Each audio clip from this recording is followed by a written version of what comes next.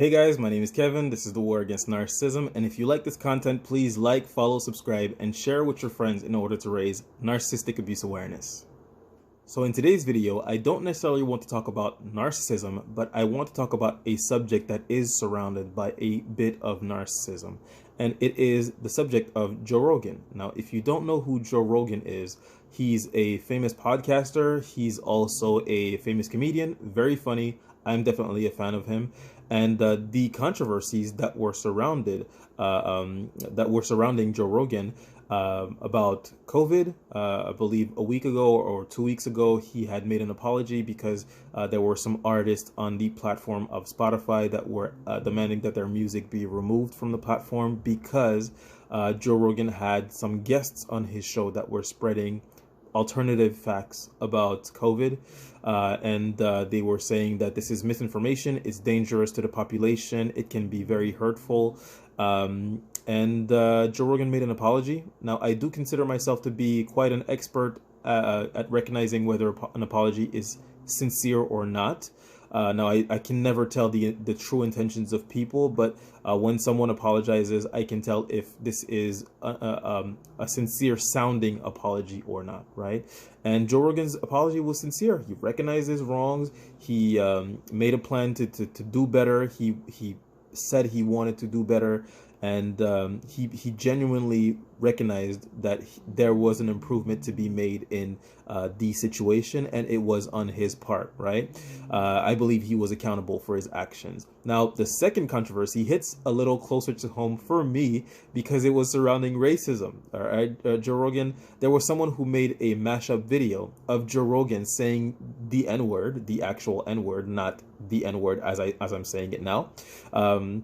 But the actual N-word, and I believe it was a mashup of him saying it about 27 times throughout his career, which made him look terrible. And also, there was an instance where he was making certain jokes and certain comments that weren't really jokes, but there was at one point where he was basically saying that he went to the movies in a sketchy neighborhood that was primarily black. He went to go see Planet of the Apes, and he said that when he got to the theaters, he didn't see Planet of the Apes. He was in Planet of the Apes, basically making a comparison between black people and apes, or making a comparison between, I'm sorry, not a comparison between black people and apes. I think he quite clearly said, I'm not making a comparison between black people and apes, but he was saying it was like Africa, right? Which is weird because Planet of the Apes is not filmed in Africa. But, you know, you think black people, you think Africa. But basically, he was saying he was surrounded by black people, and it looked like it was Planet of the Apes, which sounded terrible, right? However, you know, this is a joke.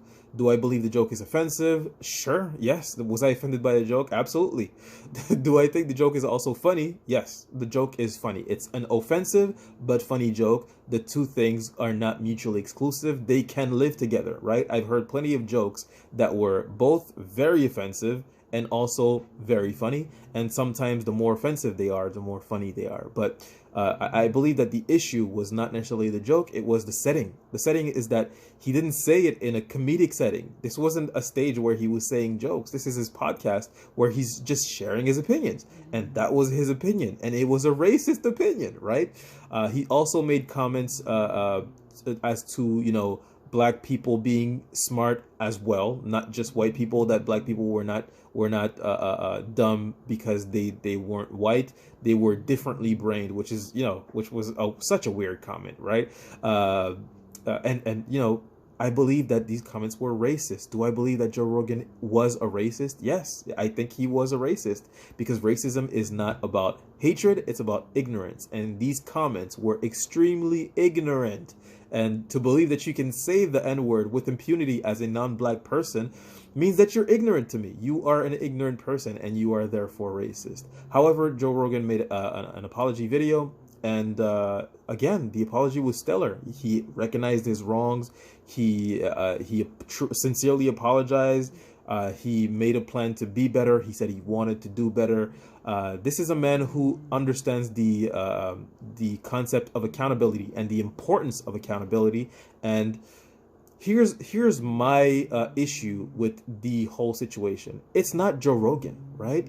It's the people that surround Joe Rogan, his friends that have been defending him, saying things such as, if you want to affect change in the world, stop worrying about what a comedian says, worry about what your political leaders say, right?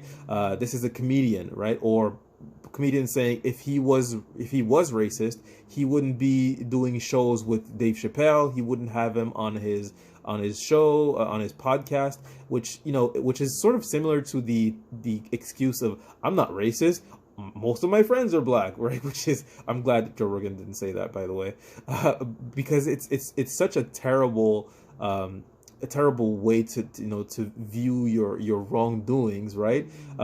Instead of just being accountable for what you say and do, right? Which Joe Rogan absolutely has been. Now, this is minimization. This is gaslighting, right? To say that what he's saying is not important, you should focus. Don't look here, look over there, right? It's like, yes, what our political leaders say is important. What Joe Rogan says is also important, right? If he says something that is offensive, I am allowed to be offended by it. I shouldn't just go, well, that's not so important because there are other people that are more important than Joe Rogan, right? Don't gaslight me, bro. So, I wanted to speak on this, and I wanted to say that we shouldn't. I don't think that Joe Rogan should be canceled. I don't think that we should just discard Joe Rogan as a person. He's a human. He makes mistakes. He grows as a person, right? And his apologies seemed sincere. And if his actions after the apology match with the apology, then we should take it at face value, right? Now, if they don't match, of course, we should also take that as face value. But he apologized, he recognized his wrongdoings, and we should value people. We should cherish people and value people who operate in that way, because there is a strong shortage of people who operate in that way and who value accountability and who are willing to grow and learn.